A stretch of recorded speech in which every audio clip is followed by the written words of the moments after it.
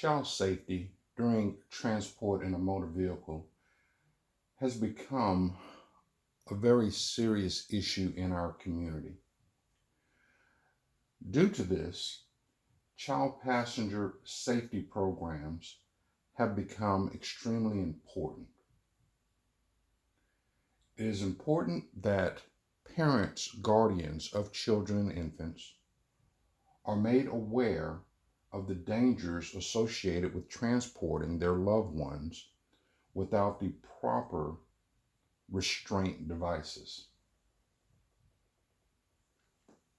As part of a program to increase awareness and increase the safety of our children and infants, the Montgomery County Fire Department, best known by us in the community as MCFD,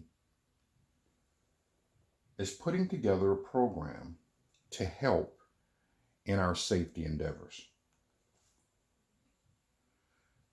The MCFD has collaborated with local merchants and community members to address the health and safety issues surrounding pediatric car seat safety.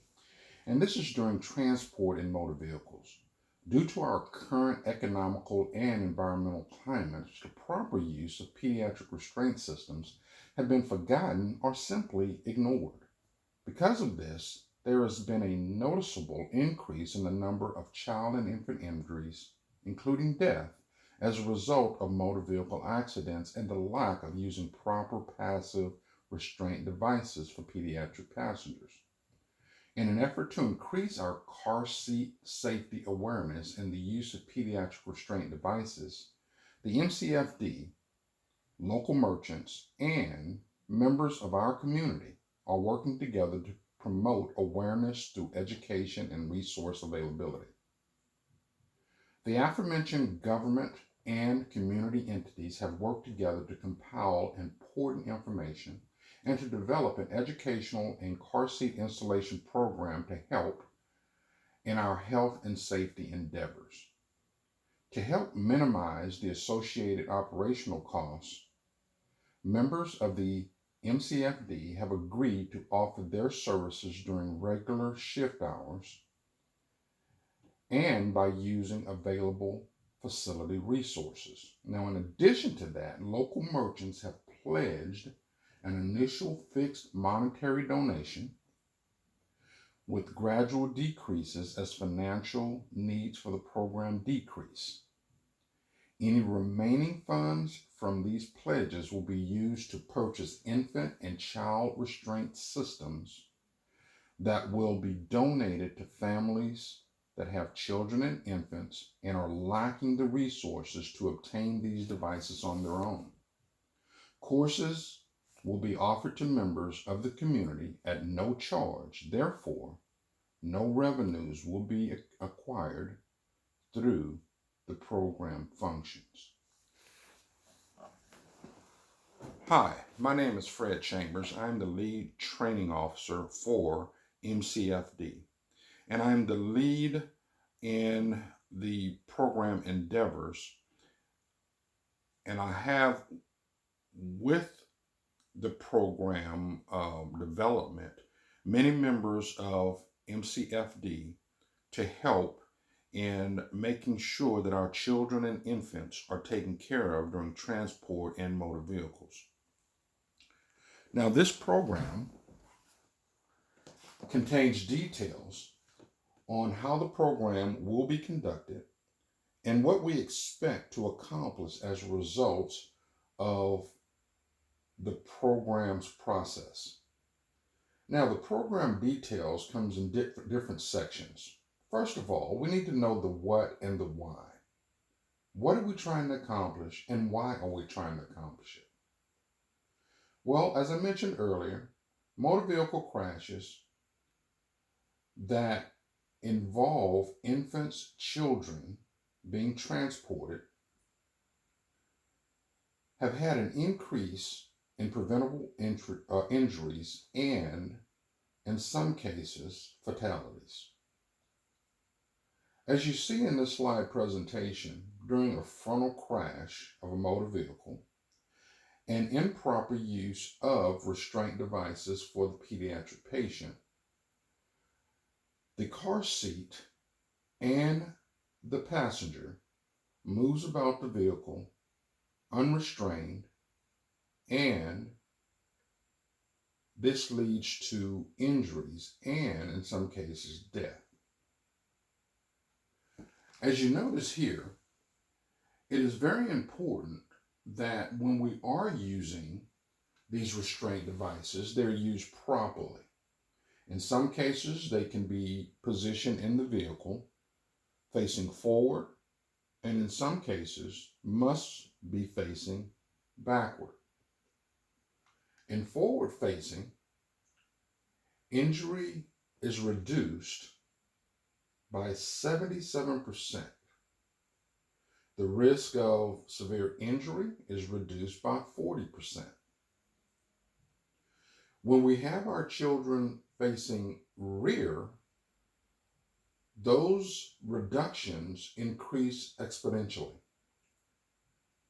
Rear facing, 96% decrease.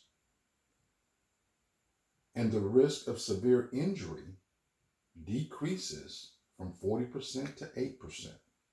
That's extreme. That's very important in our endeavors.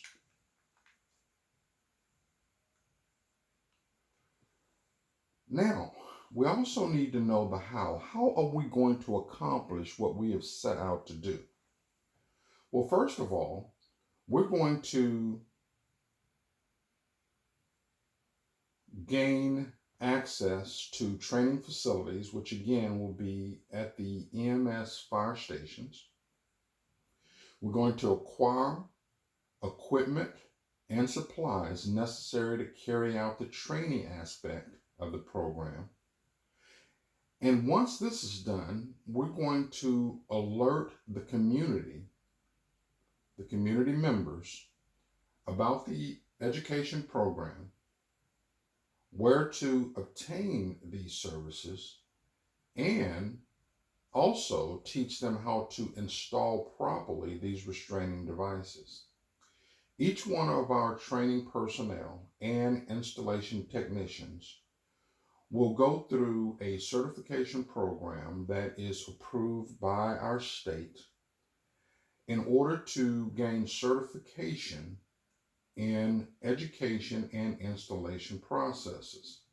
Once this is done, we'll alert the community and advise them of the availability of the program and when the services of the program will be made available to them.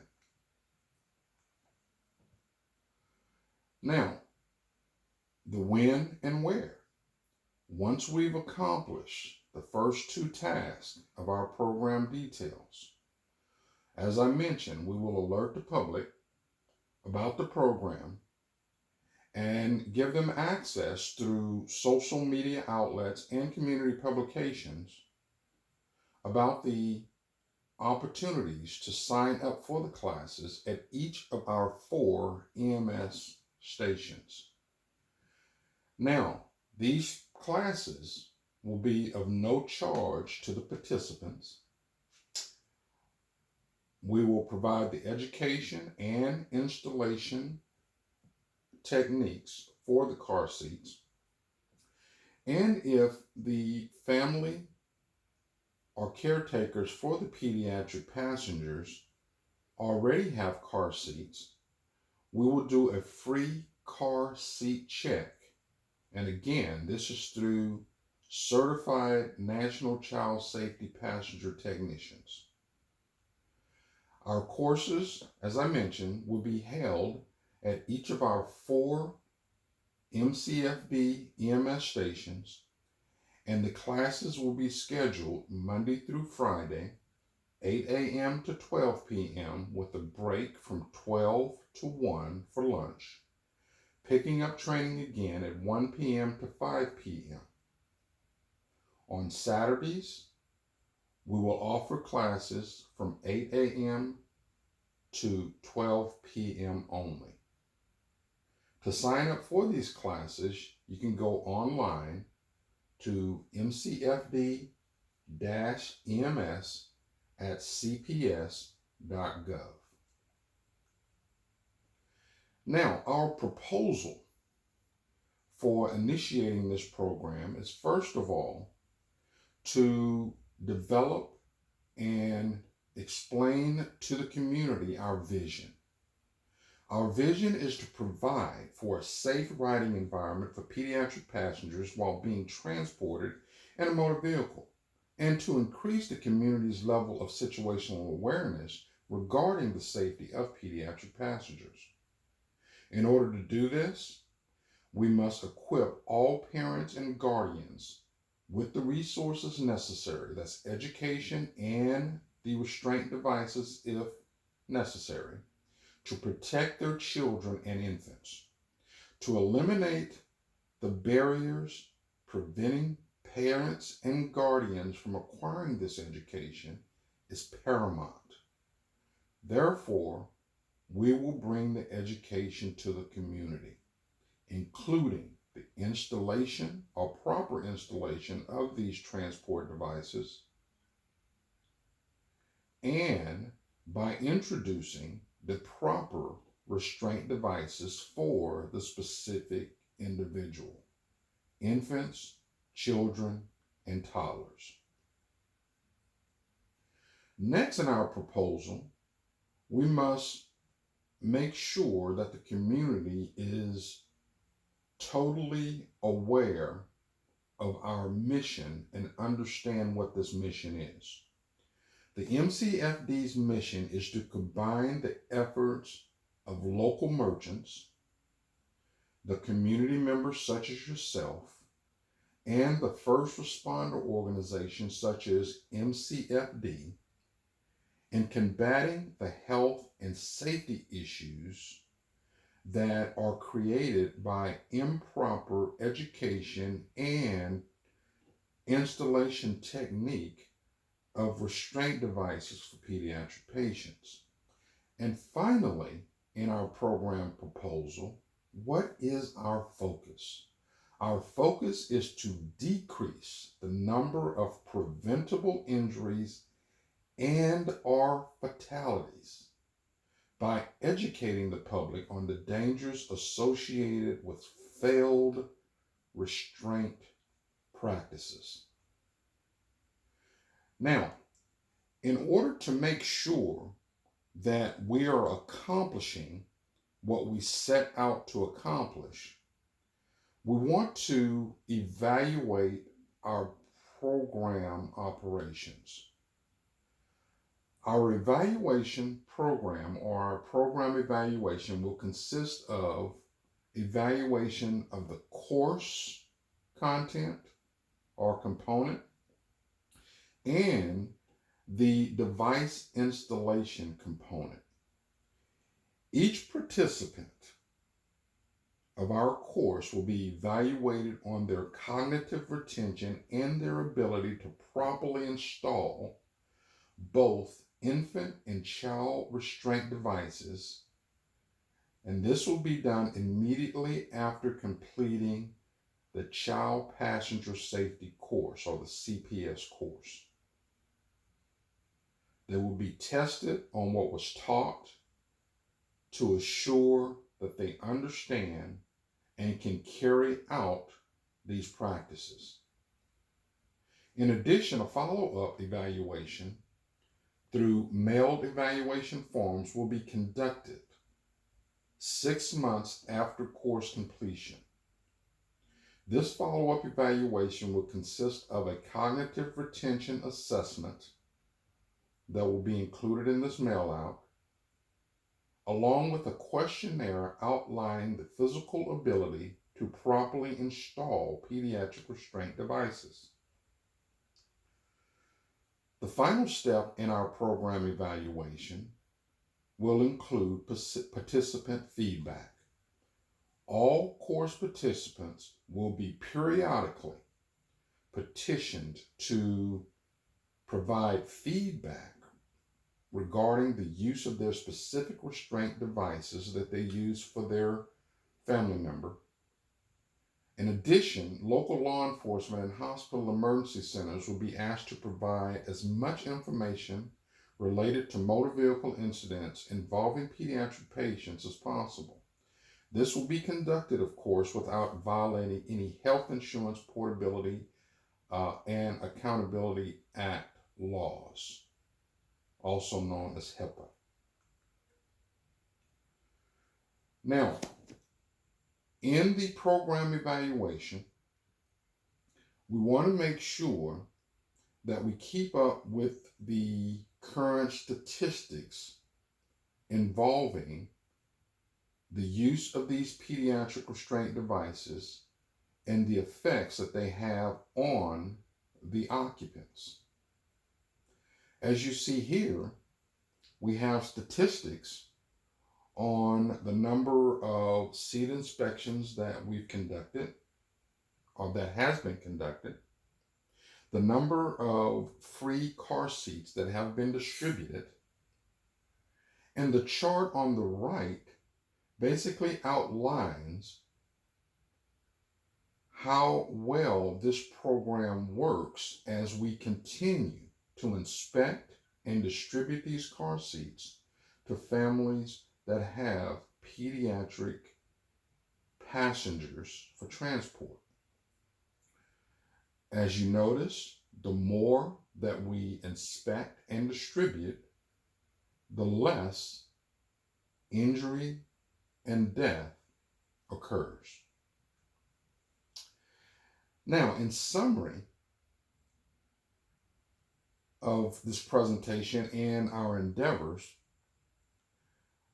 we want to make sure that the community is aware of the collaborative efforts of this Health and Safety Committee as we highlight how the connections between the community, local merchants, and local government, where we live, work, and play, and learn, can help to improve the well-being of our pediatric population.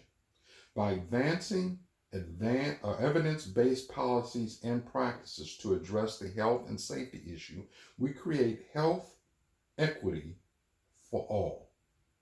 Our trained and experienced personnel and staff and network of diverse partners have helped to provide the resources necessary that support this worthwhile effort.